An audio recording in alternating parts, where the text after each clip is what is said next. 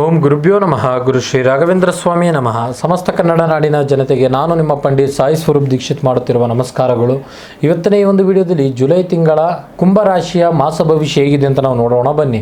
ಯಾರೆಲ್ಲ ಈ ಒಂದು ವಿಡಿಯೋ ನೋಡ್ತಾ ಇದ್ದೀರಾ ಕೊನೆವರೆಗೂ ವಿಡಿಯೋ ನೋಡಿ, ಹಾಗೂ ಹೆಚ್ಚಿನ ವಿಡಿಯೋಗಳಿಗಾಗಿ ನಮ್ಮ ಒಂದು ಯೂಟ್ಯೂಬ್ ಚಾನಲ್ನ ಲೈಕ್ ಮಾಡಿ, ಶೇರ್ ಮಾಡಿ, ಸಬ್ಸ್ಕ್ರೈಬ್ ಮಾಡಿಕೊಳ್ಳಿ. ಉದ್ಯೋಗಿಗಳಿಗೆ ಈ ತಿಂಗಳು ಅತ್ಯಂತ ಅದ್ಭುತವಾಗಿರುವಂಥದ್ದು. ಕಚೇರಿಯಲ್ಲಿ ನಿಮ್ಮ ಪ್ರಭಾವ ಹೆಚ್ಚಾಗುವಂಥದ್ದು. ನಿಮ್ಮ ವಿರೋಧಿಗಳು ಏನಾದರೂ ನಿಮ್ಮ ಮೇಲೆ ಪಿತೂರಿ ಮಾಡ್ತಾ ಇದ್ರೆ ತಾವಾಗಿ ಶರಣಾಗುವಂಥದ್ದು. ಕಠಿಣ ಪರಿಶ್ರಮದ ತಕ್ಕಂತೆ ಪ್ರಮೋಷನ್ ಸಿಗುವಂಥದ್ದು.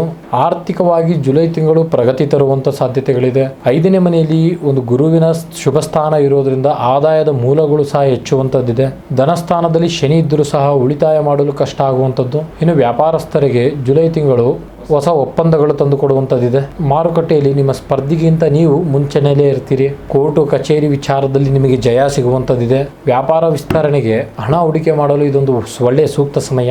ಕುಟುಂಬದಲ್ಲಿ ಮಿಶ್ರ ವಾತಾವರಣ ಇರುತ್ತು. 2ರ ಶನಿ ಇರೋದ್ರಿಂದ ಕೌಟುಂಬಿಕ ವಿಚಾರದಲ್ಲಿ ಮಾತುಕತೆಯಲ್ಲಿ ಸ್ವಲ್ಪ ಹುಷಾರಾಗಿರಿ. ಇನ್ನು ಪ್ರೇಮಿಗಳಿಗೆ ನಿಮ್ಮ ಪ್ರೀತಿ ಮದುವೆ ಹಂತಕ್ಕೆ ತಲುಪುತ್ತದೆ. ವಿವಾಹಿತರಿಗೆ ಪರಸ್ಪರ ನಂಬಿಕೆ ಮತ್ತು ಪ್ರೀತಿ ಹೆಚ್ಚಾಗುವಂಥದ್ದಿದೆ. ಆರೋಗ್ಯದ ದೃಷ್ಟಿಯಲ್ಲಿ ದೀರ್ಘಕಾಲದ ಕಾಯಿಲೆಯಿಂದ ಬಳಲ್ತಾ ಇದ್ದೀನಿ ಅಂತ ಹೇಳಿದ್ರೆ ಈ ತಿಂಗಳು ನಿಮಗೆ ಸುಧಾರಣೆ ಕಾಣುತ್ತದೆ. ಈ ಒಂದು ರಾಶಿಯವರ ಪರಿಹಾರ ಮಾರ್ಗವನ್ನು ನೋಡೋದಾಯ್ತು ಅಂತ ಹೇಳಿದ್ರೆ, ಪ್ರತಿ ಮಂಗಳವಾರ ಸುಬ್ರಹ್ಮಣ್ಯ ದೇವಸ್ಥಾನಕ್ಕೆ ಭೇಟಿ ನೀಡಿ ಕೆಂಪು ಹೂಗಳನ್ನು ಅರ್ಪಿಸಿ ಓಂ ಶನೇಶ್ವರಾಯ ಮಂತ್ರವನ್ನು ಪ್ರತಿ ಮಂಗಳವಾರ 108 ಬಾರಿ ಜಪ ಮಾಡಿ. ಇದಾಗಿತ್ತು ಕುಂಭರಾಶಿಯವರ ಜುಲೈ ತಿಂಗಳ ಮಾಸ ಭವಿಷ್ಯ.